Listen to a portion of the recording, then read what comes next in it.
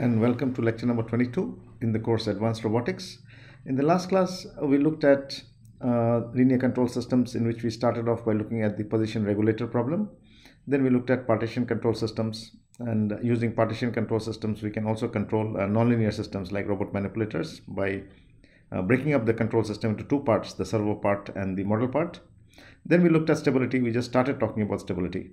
So today we'll start off with a discussion of stability, Lyapunov stability, and then we'll move on to control of a single joint manipulator.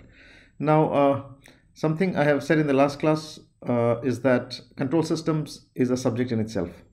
Okay, so we are just very briefly just touching upon control systems, only what very briefly is required for robotics.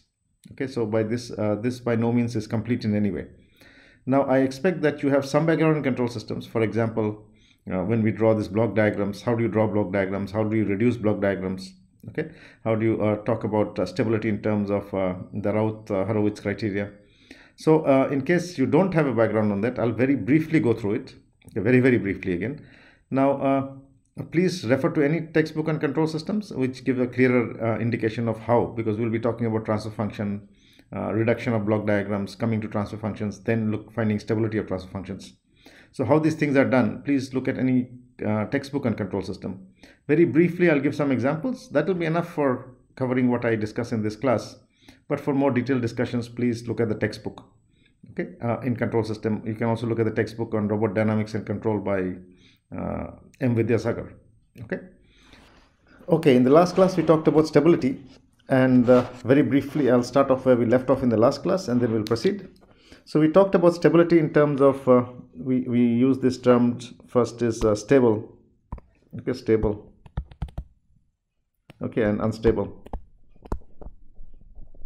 systems.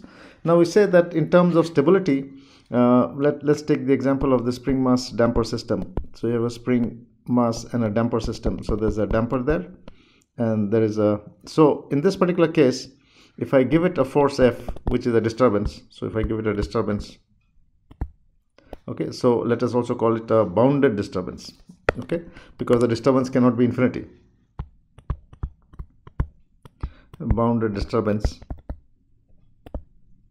which is given, the mass will be displaced from this position to this position, and then if you leave it, the mass is going to behave in a particular way. Okay, now here we see that if I displace the mass by a small amount and I leave it, I displace it till here and I leave it, then what would happen is either the response will be like this, or it will be like this, or it can start oscillating also. So this basically depends on the values of b squared less than 4 mk, b squared equal to 4 mk, and b squared greater than 4 mk. Okay. Okay. So now this is something which we talked about in the last class. Now something that we need to note very carefully here is when we look at this, the response of the system. Now when I disturb it and I leave it, I give it a small push and I leave it. Now this is going to oscillate a little bit and come like this. Now will it ever come and exactly match with the zero position again, or there is always going to be some difference there? So what I mean here, will this error become equal to 0, or it will never become equal to 0? Okay, so this means that when I give it a push and I leave it, if this was my x is equal to 0, okay, this is my x is equal to 0, that's my 0 position. So will it come back to the 0 position, or it will come very near to the 0 position but not that 0 position? How is this decided? Okay, what do you think here? So in this case, will there be some error there? Okay, as time goes to infinity, or will it come back to 0? Now coming back to stable, so here basically how we say, if you have a small region here and there is a system which is at x is equal to 0, and there is a small region which is there, which is sigma, and if there is a larger region around here which is maybe delta.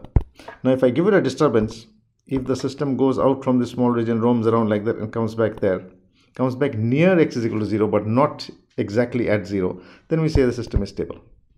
This is something like this case. You can imagine that if I give it a force and I leave it, it will oscillate depending on the values of b squared and 4 mk, and it will come back to somewhere very near 0. It will probably never come back to exactly equal to 0. So this is basically called stable. There is another term which is called asymptotically stable. So if I have a region like this is my x is equal to 0. This is an outer region. Okay. Now suppose I give a disturbance, it goes out like this, but it comes back to 0. Then this is called asymptotically stable.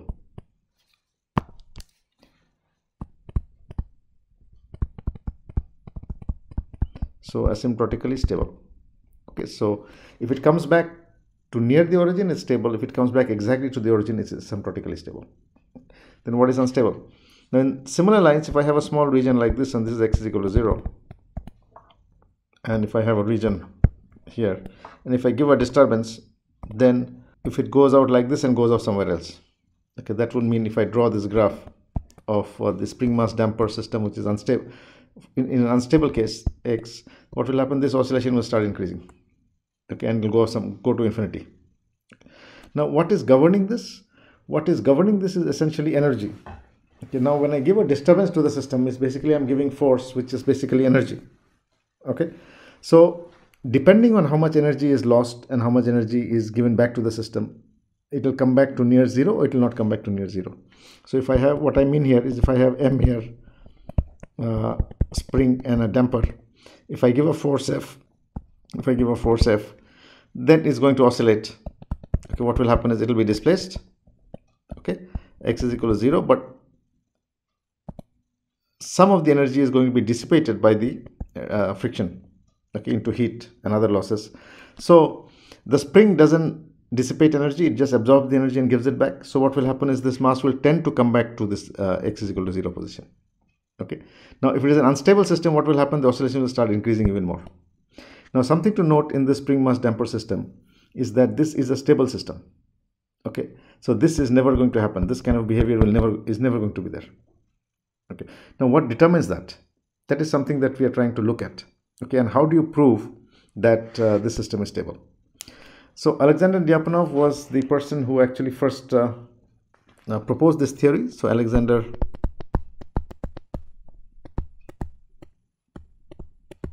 Lyapunov, very long ago, very long ago, 1896, he proposed determining the stability of a differential equation. So our equation of motion that we have been looking at is something like this. So mx double dot plus bx dot plus kx is equal to 0. So this is a differential equation, and this is what he means by determining the stability of a differential equation. Okay, so we can write the differential equation in this form. Now the other thing that we looked at is, when we're talking about the spring mass damper system, how it is going to behave would depend on, first of all, the disturbance, the energy I'm giving it, and second of all is, where is the energy going? If the energy is not going anywhere, okay, energy is not being lost, so probably it will keep oscillating infinitely. But if the energy is being lost, then it will come back to near the where it started off from. Okay, so essentially we are seeing this game about stability is to do with energy. Okay. So how does this method work? So this method works like this, that we are proposing an energy function. We have to propose to prove the stability of this. Let's take this example here. I want to prove the stability of this system. The spring mass, this is MBK system. Okay, and I want to prove the stability of this system to a disturbance F. So the equation is motion is this now. Okay, now how do we proceed? We have to propose an energy function Vx such that the following properties, that has the following properties. Okay, what kind of energy do we have? We have potential energy and we have kinetic energy. So we have to propose an energy function Vx that has the following properties. Now Vx has continuous first partial derivatives, and Vx is greater than 0 for all x except at v is equal to 0, where it is equal to 0. Okay, that's the origin. So we need to propose an energy function that is made up of the potential energy and the kinetic energies. Okay, that has this property that Vx has continuous first partial derivatives, and Vx is greater than 0 for all x except at the origin where it is equal to 0. That's number one. Number two is v dot x, that is the derivative of the energy function, is less than equal to 0, where v dot x means the change in Vx along all system trajectories. So what is v dot x, or the derivative of, it means the derivative of the energy function is the change of Vx along all system trajectories, and this has to be less than equal to 0. Now when Vx is less than 0, then asymptotic stability to 0 is concluded. So we just talked about asymptotic stability. This is my asymptotic stability, that if you disturb it, it goes out, but it comes back to 0. Okay, that is the meaning of asymptotic stability. Now, yeah, so if V of x is less than 0, then asymptotic stability to 0 is concluded. Okay, now there is also the Lassalle's theorem, which states that if for systems where V of x is equal to 0 cases, if all points where V dot x is equal to 0 tend to be unique, or first of all it tends to be unique, or there is an equilibrium point, then the system is asymptotically stable. We'll just come to this. Okay, we'll come to this as we go along. Okay, so how do we proceed? The first thing we need to do is we need to find, or we need to construct an energy function, Vx, take its derivative and look at what is V dot x. Is it less than equal to 0? Is less than equal to 0? Okay, so if it is less than 0, then it means there is asymptotic stability. If it is less than equal to 0, then we have to look at Lassalle's theorem to show whether it is stable or not. So let's start off by looking at our spring mass damper system. So this is my spring mass damper system. This is my mass spring damper. Okay, spring mass damper system. And so if I give it, if I let the equation of motion mx double dot plus bx dot plus kx is equal to 0. Now if I make an energy function, so construct an energy function, okay, V of x. Now what are the energies that are there? One is the spring is there. Okay, this fellow is the spring is there. So potential energy of the spring is there. So potential energy is spring, and kinetic energy is the mass is there. So kinetic energy is there. So kinetic energy and potential energy are there. So what is the kinetic energy? It's half mv squared. So half m x dot squared. Okay, that's the kinetic energy. Plus there is the spring energy. What is the spring energy? Half kx squared. Okay, so these are the two energies, potential energies. This is my potential energy plus this is my kinetic energy. Okay, now I have written down my energy function. Now if I take the derivative of this, V dot of x, which is equal to mx dot x double dot plus kx into x dot. Okay, now I can, from here I can take x dot common. X dot will become mx double dot plus kx. Now from this equation, this one here, from this equation I can get that mx double dot plus kx is equal to minus b of x dot from this equation. Okay, I simply take this fellow this side.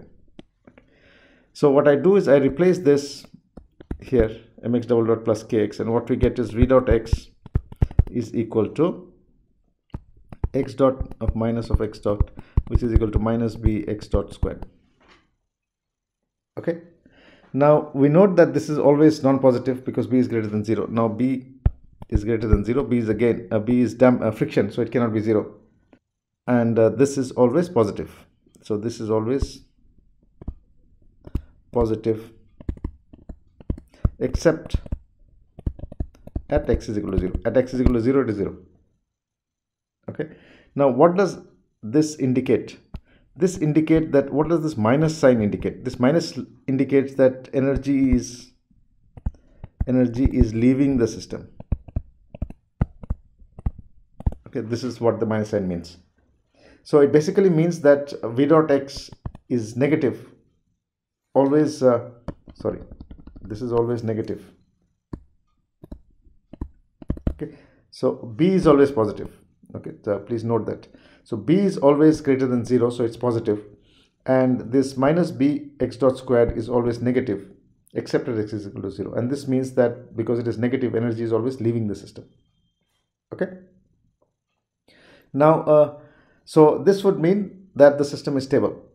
But what happens at x is equal to 0? Okay, because please note that at x is equal to 0, It is not defined. It is not negative, it's not positive, it is 0. So that is where we have to use our Lassalle's theorem. So if you're looking at Lassalle's theorem, this is what it says. We just go back and let's look at this system again. So this is my mass, this is my spring, and that's my damper. Okay. So in this case, if I give a disturbance F,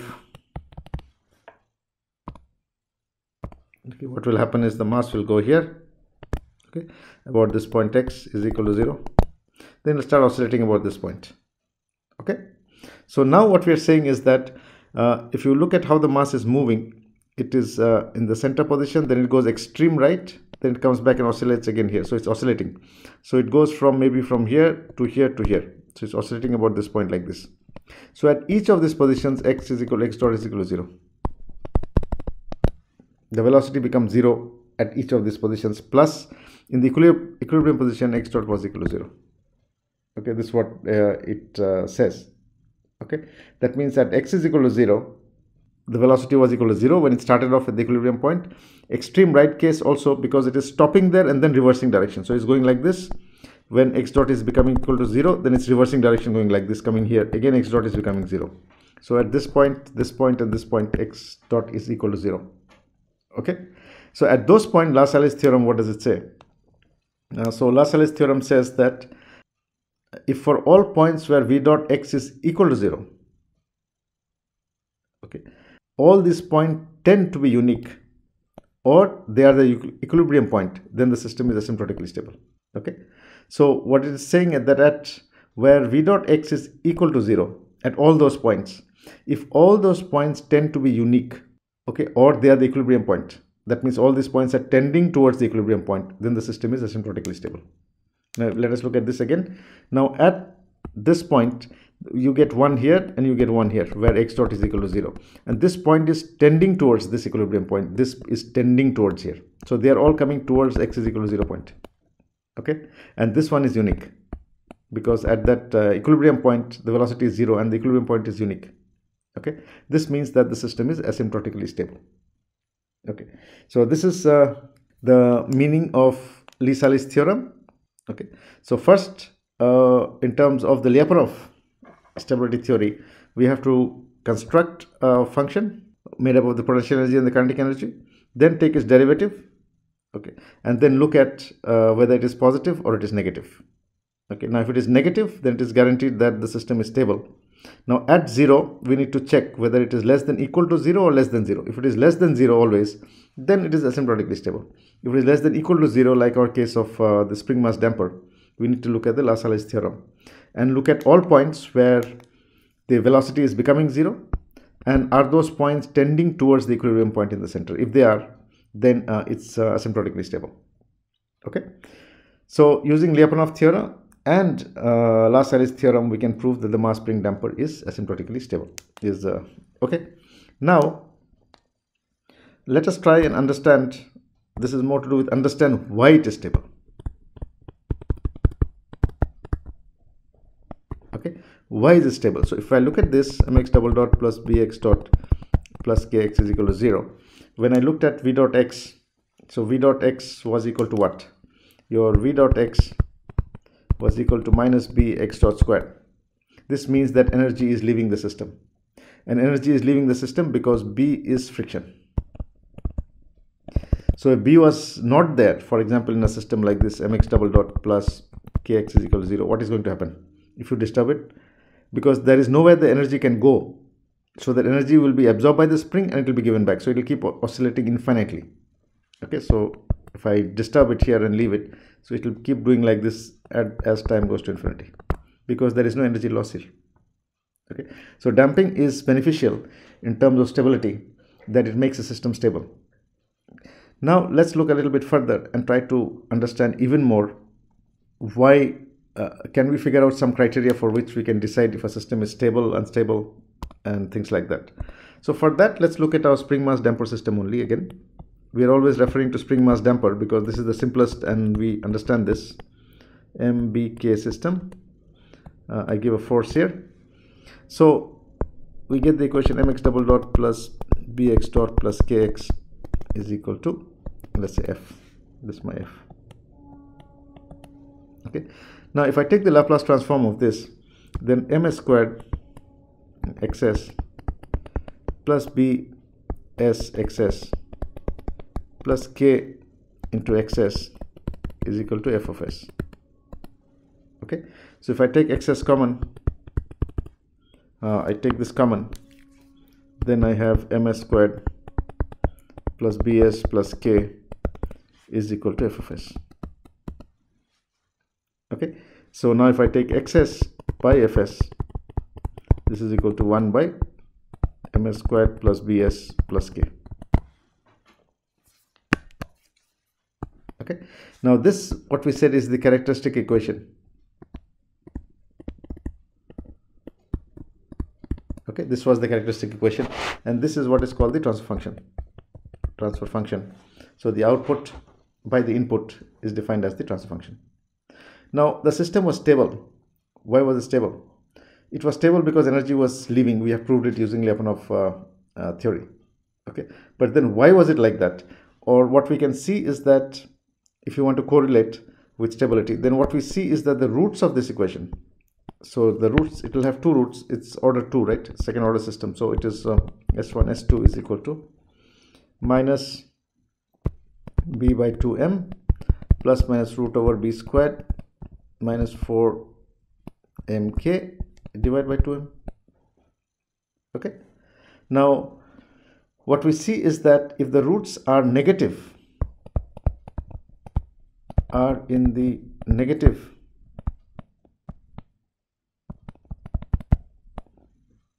side of j omega axis, okay, then system is stable. So if I draw my j omega axis, this is the real axis, this is the j omega axis. So if the roots are on this side, on the left side, then the system is stable. Okay, now in this particular case, you can see that there are three conditions, right? Let me go back here and write exactly the same thing. ms squared plus bs plus k is equal to 0. Okay, in this case there are two roots, s1 and s2, which is equal to minus b by 2m plus minus root over b squared minus 4mk by 2m. Okay, in that case b squared is greater than 4mk, b squared is equal to 4mk, or b squared is less than 4mk. Okay, these are three conditions. Now if you look at the roots, roots are real and equal, real and unequal, and are imaginary.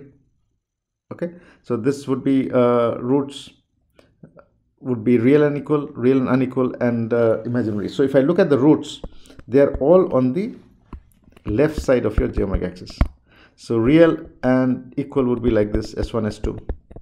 Real and unequal would be maybe s1 s2, and imaginary one would be there and one would be here, but they are all on this side of the j omega axis. So there seems to be some correlation between Lyapunov theory that we prove the stability and the roots of the polynomial. Okay, the roots of the characteristic equation that we are looking at. In this case, ms squared plus bs plus k is equal to 0. M is positive, b is positive, k is positive. Can b be negative? Friction cannot be negative because it is taking energy, no? It is not giving energy. Similarly, k is your spring. Spring can be negative. Spring, by having an arrangement of springs, you can end up with a negative k. Okay, now what this basically shows us that these three roots are on the left hand side and this is a stable system. Okay, so there is some correlation between proving the stability of this and the position of the roots of the characteristic equation. Characteristic equation of what? Of the transfer function. Okay, so when we talk about stability of PD control, PID controllers, when we are designing them, we'll look at the characteristic equation, find the roots of that, and if it is of higher order, then we have to look at other systems of proving stability, like the Routh-Horowitz criteria. Okay, so what we are seeing here is, so here we have seen that if roots are in negative side, the system is stable. Negative side, of j omega axis, the roots the system is stable. Okay, now that is one. But suppose you end up with an equation which is of higher order. Okay, say for example it is s raised to 4, s raised to 5, s raised to 6. Then what? Then simply by looking at the roots you cannot say, because mbk are variables, right? So now there is another method by which we can look at which is called the route criteria, by making the route table. Okay, so suppose we have characteristic equation in which, so we have my characteristic equation of transfer function which is of higher order, a0 s raised to n, okay, plus a1 s raised to n minus 1 plus a2 s raised to n minus 2 plus like this up to an is equal to 0. Okay, so this is the characteristic equation of higher order. So you cannot simply find the roots and then say that which side they are on. So a simplified method for doing this is basically making a route table and then finding out, examining the stability. So how do we make it? The highest power comes here, the first row. So this is row 1, row 2, s minus 1. Okay, so all the alternate roots will come here in the first row. So alternate, this a0 will come here. Okay, then a2 will come, and then if there is one more, so a0, a2, a4, like that. In the second row, this is going to become a1, a3, a5 in that order. Okay, so I hope you are understanding.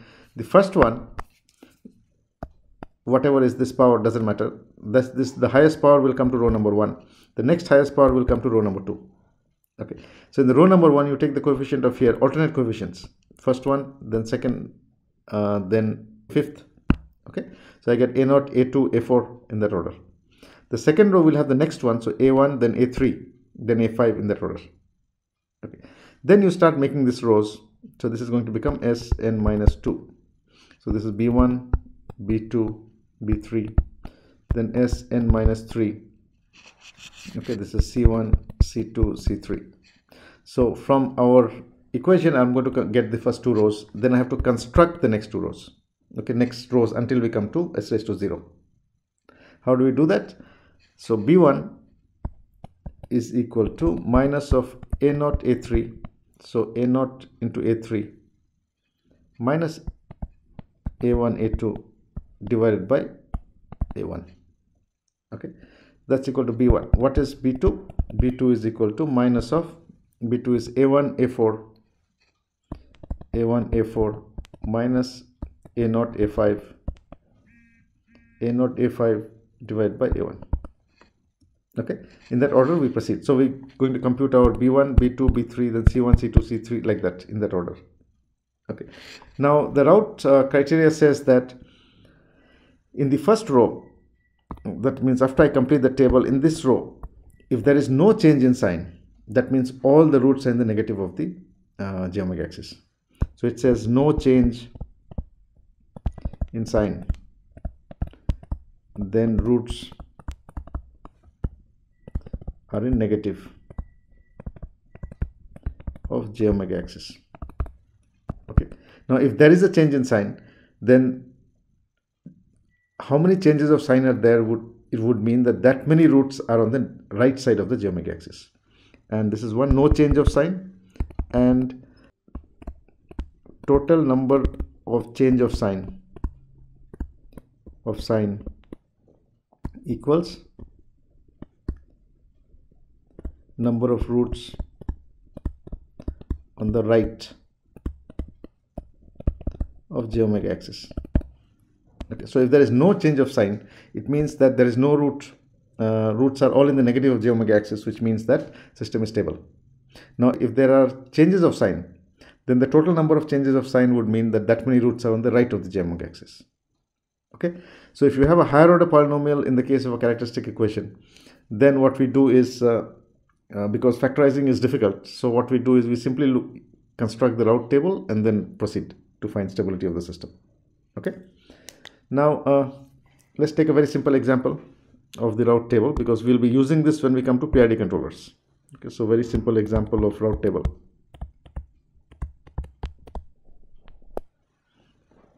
Now, in the case of the example, let's see characteristic equation of transfer function is equal to s raised to 4 plus 2s cubed plus 6s squared plus 4s plus 1 is equal to 0. Okay, so I make the route table. First becomes s raised to 4, this is the highest power, then s raised to 3, then I make s raised to 2, and then s raised to 1. So the highest is power that I write is my 1 here, so 1, 6, so it is 1, 6, and then 1 again. The second one, s raised to 3, is 2, then it is 4, then it is 0. Okay, let me make b1. b1 is this one. So what is this equal to? So b1 is equal to minus of 1 into 4 minus 2 into 6 divided by 2, which is equal to 4. Okay, so b was equal to 4. So similarly, I can find for this becomes 1, this is 3.5, and this is 0. Okay, so this is my route table. Now we look at the first column of the route table, that is this one, and we see that there is no change in sign. Okay, this means system is stable, as no roots on right of j omega axis. Okay, so this is how we find the stability of a system when this is greater than 2, when s is higher than 2. If it is 2 and all these are positive, your system is stable, you don't have to worry. If it is s raised to 3, s raised to 4, s raised to 5 or higher, then we need to look at the route table. Okay, so this is one very basic, some of you would have studied this who have studied control systems. Okay, how to make block diagrams, how to reduce block diagrams, what is the route table, what is the root locus. Okay, so very briefly I'm just going through it before we go on to the design of our PD and PID control systems. Now block diagram reduction rather. So when you're given a closed loop control system, we need to find the transfer function. Okay, so as you can see here is we are required to find the transfer function, and the denominator of the transfer function is your characteristic equation, which we need to examine to look at things like stability. Okay, so in order to do that, I need to find the transfer function. Now transfer function of the block diagram, which is given like this. So block diagram reduction, this is again looking at it very, very briefly. For more details, please refer to any control system textbook.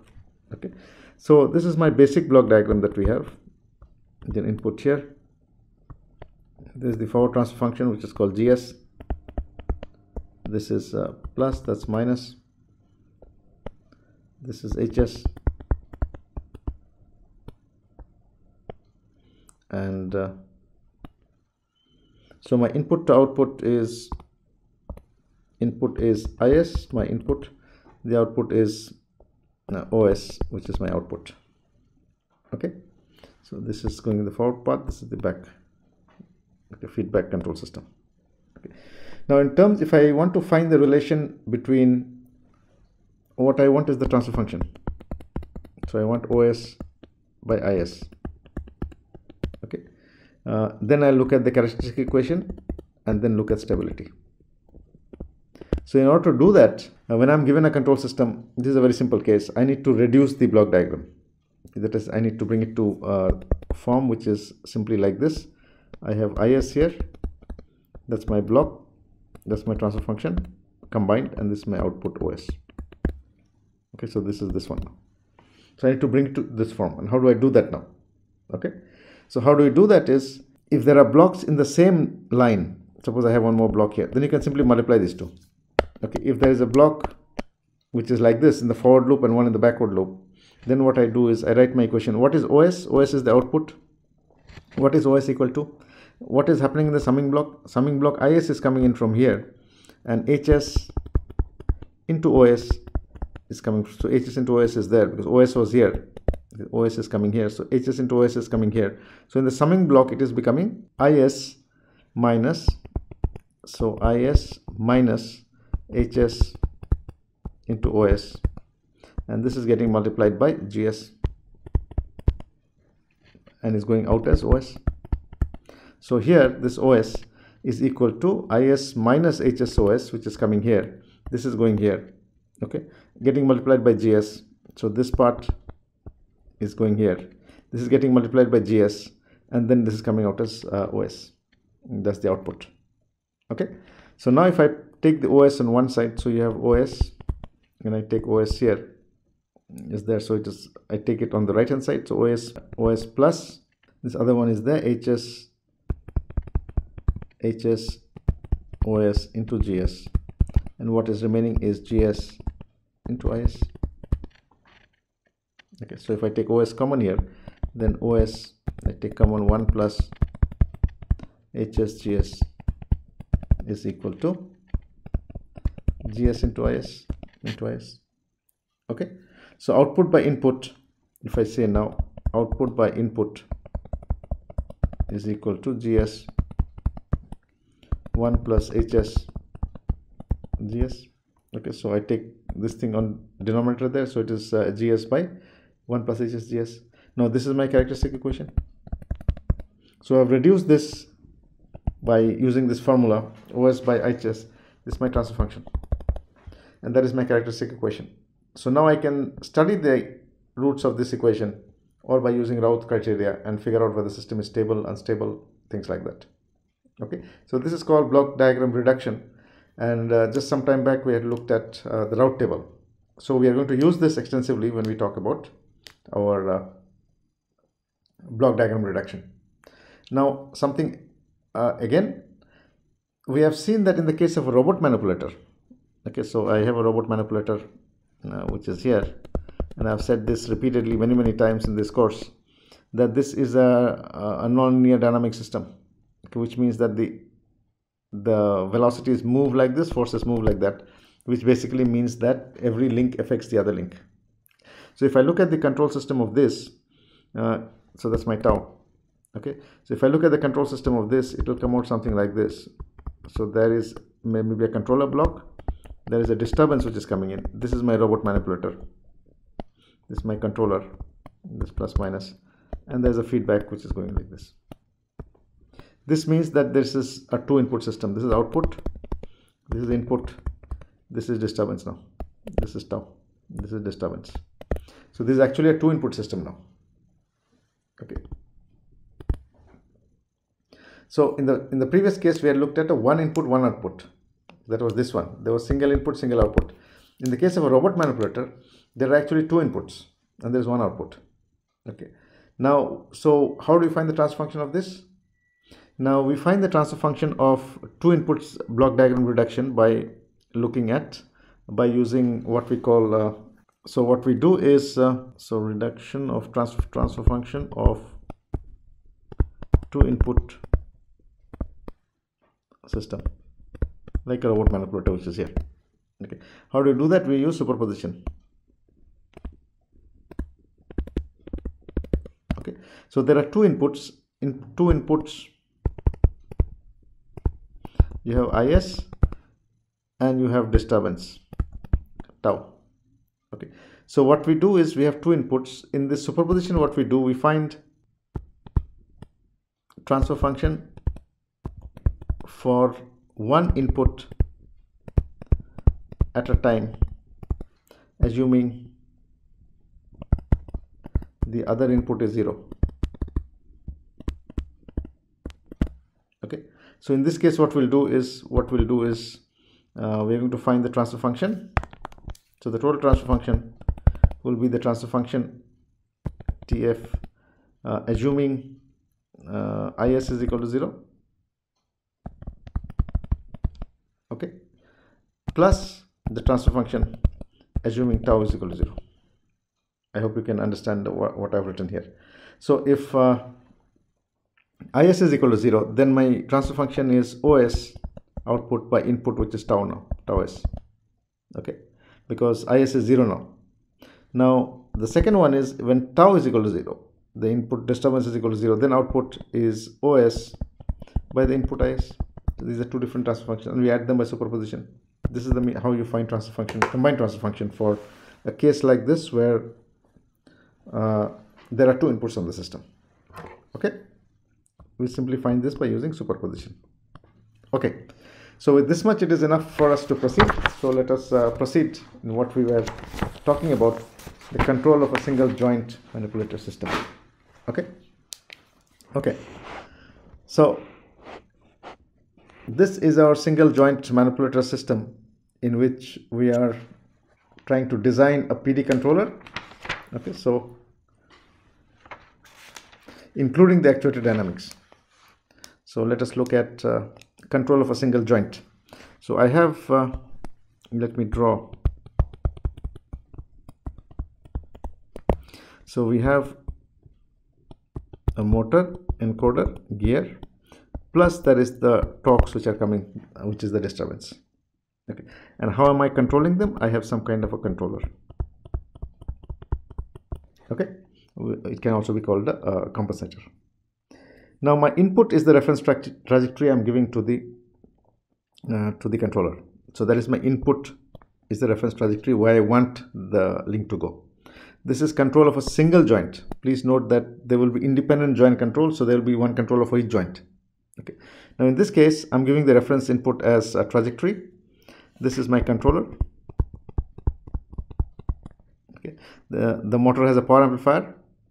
Okay, just to amplify the power, that means increase the current so motor can move. This is my disturbance which is coming. This is the torque which is coming from there. This is the plant, which is the robot. Robot link. Robot link is what? There is a motor, there is a gear.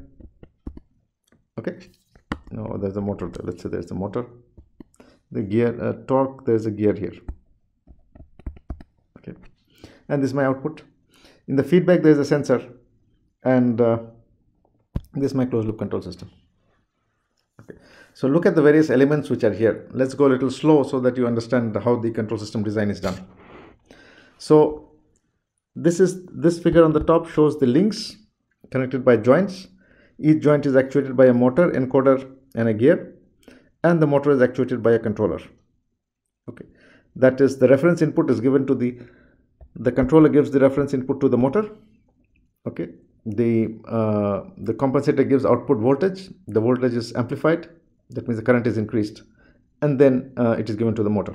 Now the torque, that is the dynamics torque, which is coming from here. So tau is equal to, let's say, dq q double dot plus c q dot plus gq. Okay, is coming here. Okay, that is the which is coming as the disturbance. So when the controller is trying to move the link in one direction, the dynamic torque is actually disturbing it. Okay, and then both of this combined, they go to the robot link. The robot link moves. There is a feedback sensor which comes back, gives feedback, and this comes back to the controller. So this is the actual control system diagram. Now a couple of things to note here. Number one is that there is two inputs. What are the two inputs? One is the reference trajectory here, the other one is the disturbance. Okay, there is one output. Okay, so we need to design a controller. So I need to design a controller, so which can be a PD controller or a PID controller, which is going to come here now. Okay, so we need to find the transfer function, the total transfer function, look at the characteristic equation of that transfer function, then decide things like stability and what will be the gains. Is a PD controller always stable? Can it become unstable? Okay, so we'll find that PD controllers are always stable.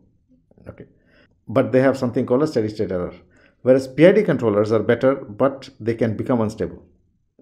Okay, so there's a trade-off between PD control and PID control in terms of stability and the gains you can put. But this is our total control structure. Now this equation, when we studied dynamics, we saw is a nonlinear coupled differential equation. Okay, so it basically means that you cannot compute that. If you want to compute the disturbance and then take corrective action, it will be next to impossible or very, very difficult, because for a 10 degree of freedom system or even a 6 degree of freedom robot, this will take a lot of time, and this is not a constant disturbance. It is changing with time. Okay, depending on which direction you're going, what are your accelerations.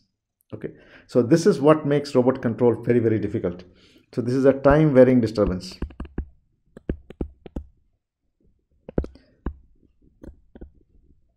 Okay, so this is a time varying disturbance which is acting on the system. Okay, okay, let's proceed.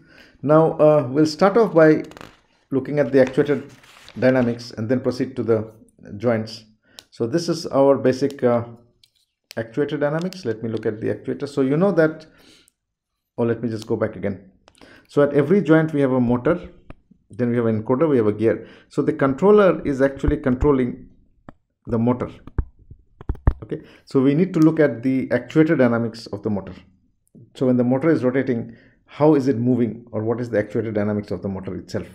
So here is the DC motor, let's say. So we have the rotor which is inside,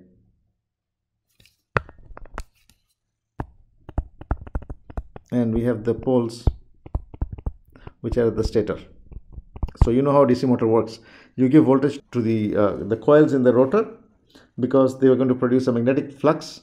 The magnetic flux of the rotor is going to interact with the magnetic flux of the stator, and the resultant moment will come on the rotor, which is going to make it rotate. Okay, so we know that the torque produced by a motor, tau m, is equal to motor constant Ki into phi into Ia. So phi is the magnetic flux, I is the current in the armature. Okay. What are we trying to do? We are finding the dynamics of a actuator, of the motor itself. Okay, so the torque produced by a motor, we can write this as tau m is equal to K into motor constant into the armature current Ia. Okay, and when the motor is rotating, what is happening is there is a back EMF being generated. Okay, so when the motor rotates, there is a back EMF, which is why? Because there is a conductor which is moving in a magnetic field, so which will tend to oppose the motion by producing a back EMF. So V back is equal to, again, K2 into phi into W is the angular velocity of the, so this is K back into d theta m by dt, or can be written as KB into W. So this is V back. So this is the torque produced by the motor. This is the back EMF which is generated in the coils of the motor. Okay, so now let's look at the motor diagram actually. So in the rotor of the motor, okay, this is, please note the structure here. So this is my rotor, which is shown here. That is the stator. So we are drawing the rotor now. Now this is the rotor. Now the rotor would have circuit diagram for armature controlled DC motor. The rotor itself will have an inductance and a resistance. So this has an inductance and there is a resistance. This is my input which I am giving to the motor, voltage Vt. There is a back EMF which is being produced, which is my Vb. So the total voltage which is acting here is Vt minus Vb. Okay, so that's the total voltage, which is so, and this produces what? This produces a current Ia. This is my armature current Ia. Okay, so I'm giving an input voltage Vt. There is a back EMF voltage which is opposing it, which is Vb. So the total effective voltage in the circuit is Vt minus Vb. Sorry, not Vt, V minus Vb. And what is this doing? This is producing a current in the armature, which is Ia. So if I write the equation, okay, by Kirchhoff's law, then what will be the equation? So the Vb minus V minus Vb is equal to L di by dt plus R of Ia. That is this equation. Okay, so there is a effective voltage is Vb, V minus Vb. What is the current which is going? It is Ia. This Ia is flowing in the inductor, which is equal to L dia by dt. Okay, and this is R into Ia. So this plus this is equal to that. Okay, now the motor rotates, produces a torque tau m, and because of this torque the motor is rotating and motor angle is theta m. Okay, so this is one equation. The second equation is tau m, the motor torque which is produced. Tau m is equal to Km into Ia. So Km is the motor constant. Km is equal to motor constant. Okay, so more the current, more will be the torque. So the torque is directly proportional to armature current, and the proportionality constant is Km. Okay, and you have the back this one VB, which was equal to back EMF into omega. Okay, so we know what is the input voltage, we know what is the back EMF, and this is my equation of the current in the armature. Okay, and this is the torque being produced by the motor. Okay, next let's look at the model of, so we have one equation here, this is one equation. Okay, this is one equation I have here. Okay, now let's look at a lump model of a single link with an actuator and gear. This is something I had drawn some time back. So we have a motor, the motor output is going to a gear. Okay, and this is the gear.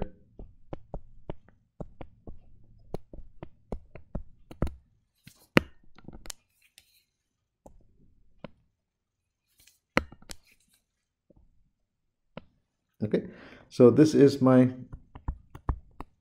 J is the inertia of my JM, and JL is there. Okay, and there's a gear in between.